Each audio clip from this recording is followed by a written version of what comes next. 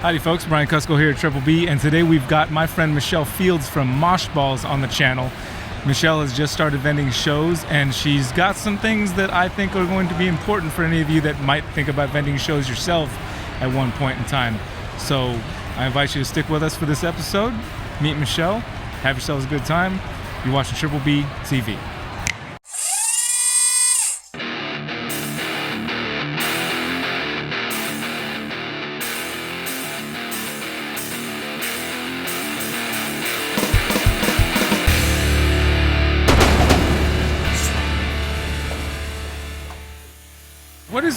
What is that? What is Moshballs? What is that name about? Michelle and Josh. Oh, Mosh. Mosh together, your two names. All right. Yeah, all and right. I was like, it rolls off the tongue, and nobody had it because we actually we registered everything back in 2011. So if you go back to the ballpython.net, that was us. It was Moshballs then too. So we just kept it when we came back.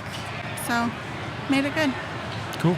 So you've got your kid here with you at the show, vending, and you 3D printed these things. And they're super cool. I just think it's really awesome. Like, you take your love for reptiles, you put it into something, and offer it at the show. I mean, just the fact that this was made at home. Yeah. That's so cool. I mean, technology, you know, it's coming leaps and bounds where sometimes you can get numb to it at times, but when you use it for something super cool like this, apparently almost already sold out. Almost. And it's only they go like really fast. A couple hours into the show. Yeah, we sold probably more than half of them yesterday just on VIP day. Super cool. They have a good feel. There's a lot of good feels coming off your guys' table. Yeah. Yeah, we have ADHD running in our family, so we do a lot of things that are calming and fidgety, so yeah, that's what we do. Sweet. Well, I'm excited you're at the show. Thanks. And you're vending. Yeah. It looks great over there. I mean, you got the color. Look at your bags. You got your bags. Thanks. You got your shirt. The backdrop looks good. I saw in your display cases. You got your logo thing down there, and it's a good looking logo. Thanks. Yeah, we did the simplified version too. So yeah, the colors are good, and I mean, this is your first time vending a show too, right?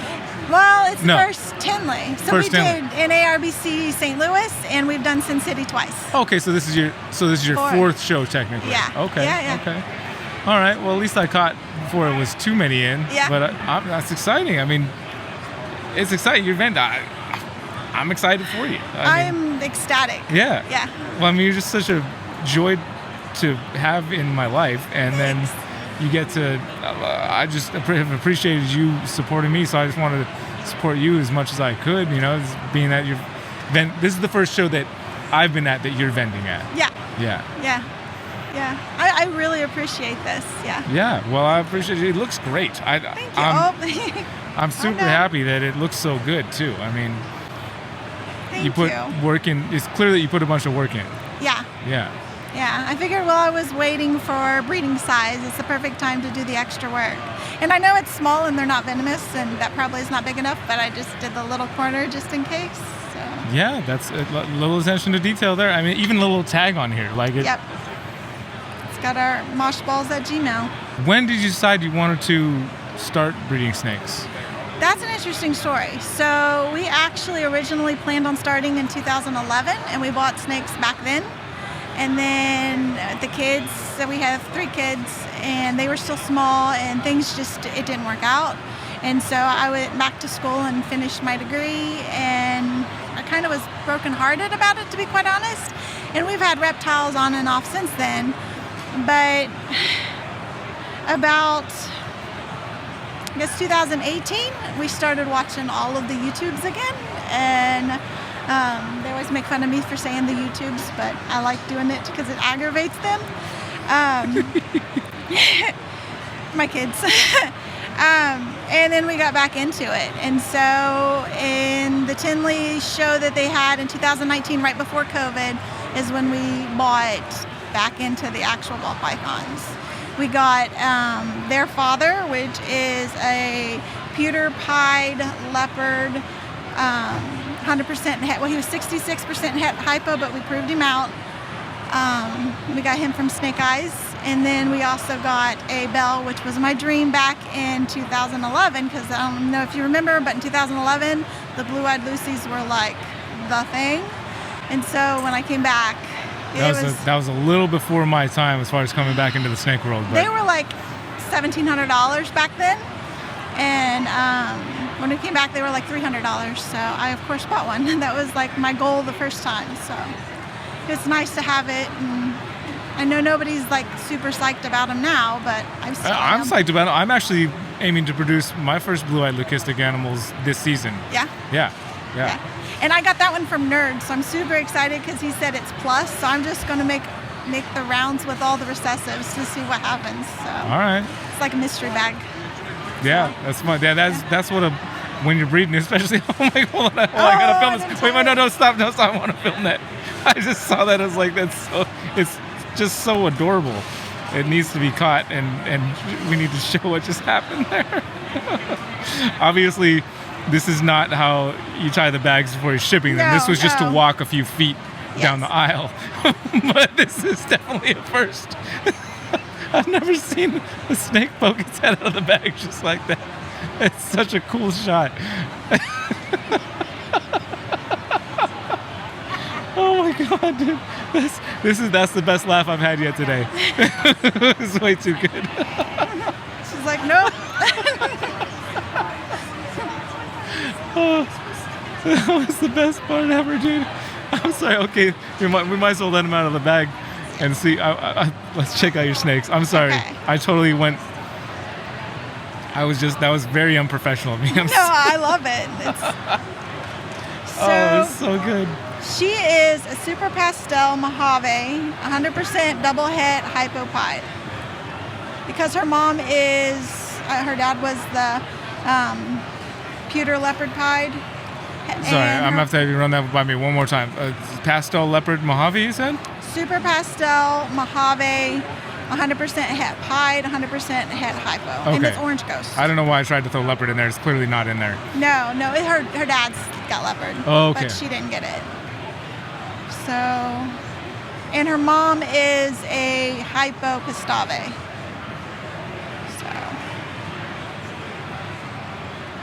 She's a good-looking snake, and she wins for cutest snake at the show with that little head out of the bag move. That was adorable. I didn't realize she had the super pastel when she was first hatched, because she has a brother who is also a pistave, but as they age, she just got brighter and brighter, and they look totally different now.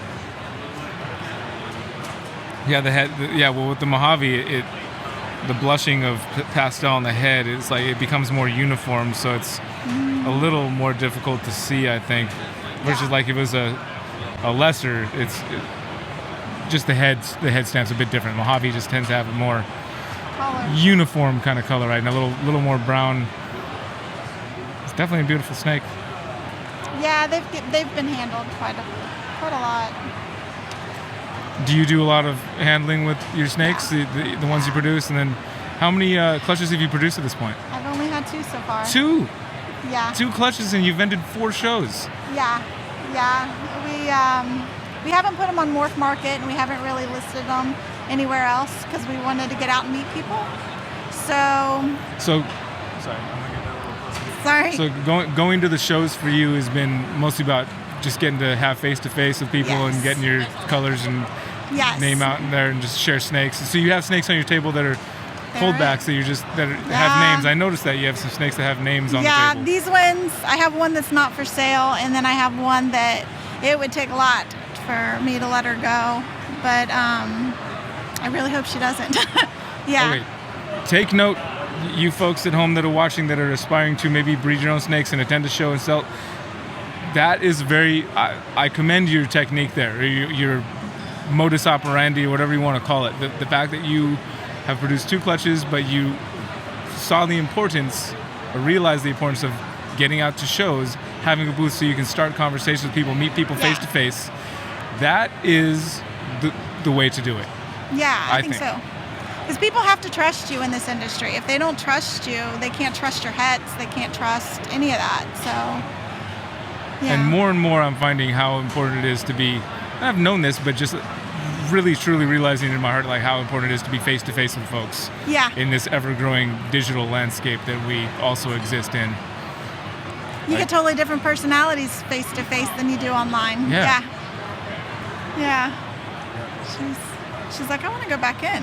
Can I show you some of the other ones? Yeah, please. All right, come here. Super excited. The first Tinley we ever attended was the one in 2014 that Brian Barczyk had his scaleless ball python out for the first time. So it's surreal to be back and actually vending. All right, so it's kind of surprised which one's going to be. This one's my favorite. She hit everything. She is A hypo leopard super pastel Mojave. And cinnamon. And cinnamon. Yeah. So I was actually surprised when she came out with all the ringers. So That's that cinnamon. Oh, the ringer, yeah. And most of her clutch had ringers. Oh, the ringers, sorry. Yeah. When you pointed there, I was know seeing the way the alien heads all start to run together. Yeah. So Hypo is one of those ones that even on this video, even in pictures, like it doesn't do justice. Doesn't do justice. I mean, to be fair, there's a lot of different things like that, but Hypo is just one of the ones that really is. I mean, in person, they just, especially as adults, like the way they look as adults in person is just so much. I don't know. It's one of those things like Desert Ghost, I think. Yeah, I agree. And it was underrated for so long because I think it still is. We got a hypo back in 2011 and I think we spent like $100 for it. And nobody was doing anything with it back then. So I'm really excited to be able to come back and get into so many projects that would have been impossible back then. This snake feels amazing too. Yeah. Do you notice something with your snakes, ball pythons in particular? Some of them are a bit more soft feeling than the others, like specifically talking about like the way the scales feel. Yeah. And I don't know if it's just the color, but no, it's that. You know what? I'm gonna have to do a little experiment sometime and start doing some scale counts on some of these snakes because this snake right here, I feel has a smaller scales. Yeah, smaller scales and a higher scale count. Yeah. A little bit of both of that happening because, I'm just realizing this now, but look at how small these scales are. Yeah. And you can feel it in the feel. It's so soft because of how small the scales are. Huh. I'm sorry. I'm geeking out over here. This thing is it's just an exceptionally soft ball python. Mm-hmm. She's got great personality too. I mean, this is the thing. I hold so many ball pythons over the course of, however long. And this one is just, I'm going to say it one more time. This is an exceptionally soft ball python. I want to know more about why this is happening. Oh, look, we got another head poker. Yes, 2 in 1 show. They're like, where are we? These are dude. The personality on these snakes are so. You can really see the difference in the fact that you interact with these animals on a regular basis versus ones that are not interacted with. Yeah, they don't ball up hardly at all. Look at this. Look at this personality on this snake. And they've only been to the St. Louis show. I haven't been taking them to Sin City because I haven't really wanted to sell them. So they're still getting used to all of it. So this is a hypo. This one Mojave. is a hypo. Oh, there she goes. A hypo cinnamon Mojave, 100% het pied. Her oranges are just after I say they don't ball, here she goes. They're just insane. She's got this great little question mark looking. And hers almost, but not quite like hers do. Come on. Something I love to do is just sit there with. This is something you can do with a few species, but ball pythons are the best for it. Where you sit and look at them, and there's so much just like diving into every little aspect of their pattern. It's just so cool. There's just so much going on. She's so dark. Like if you can see the two of them next to each other, how much darker she is. I think it's because she's got the pastel and she does not. I don't believe she has it. Yeah, I'm just kind of having a lot of realizations while I say thank you for coming over and sitting down, because Thank you for having I'm me. having all kinds of little epiphanies inside my brain. Like sitting with a ball python, it's just like the greatest snake on the planet, because it'll chill with you, and then you get to appreciate every little inch and scale of its beauty while hanging out with the snake. And if you love snakes, I mean, it's just a big win. Yeah. It's like I get to hang out with the snake. It's easy going. And there's so much to appreciate in one animal. I always say with the constrictors, it's kind of like a weighted blanket where they hug you back, and it's just super calming. I love what we talked about them not balling up, and this one's just like And then that's as soon as full what ball. she did. The head is just non-existent any longer. I've heard an interesting theory about why ball pythons ball up. What do you think of this? Obviously, it's defensive, Yeah. clearly. But what it's defensive against was what the theory I heard was that they live in Africa. There are snake-eating snakes in Africa, like cobras that eat snakes, and That makes those sense. type of snakes need to, or generally always want to find the head of the snake that they're eating. And in this mode, there's no head to go There's after. no way to do that. Yeah. That's the theory I heard. I thought it made a lot of sense. That makes the most sense I've heard, because it's basically putting all your vulnerable organs on the outside, so it wouldn't make sense otherwise. She's not having it today. It's fine. It's perfect. Well, shoot, Michelle. Is there anything you'd like to say to folks at home that are listening and watching? I mean, what shows they can find you at next to come meet you face to face, or? Yeah, so we'll be back at the St. Louis this coming show, and then we plan on coming back to Tinley every time that they'll have us. And follow us on Instagram. That's where we post the most. We post daily there. We have a YouTube channel, but there's not much going on there. Okay. We do it sometimes. So. All right. And Okay. we're Moshballs on all platforms. Moshballs at Gmail is our email. So it's always us. Well, thanks again for coming over.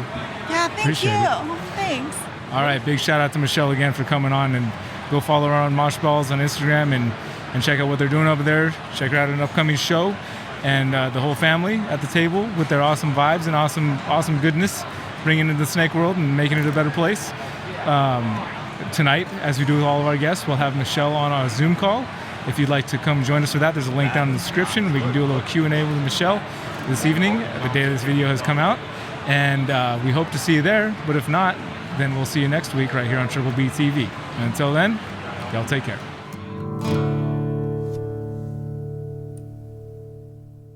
I already know you're good for a Zoom call, so I don't need to ask first. I forgot to ask all the rest of my guests before they came on. I was like, he's like, well, now that we've done this. And I'm a good backup for whenever.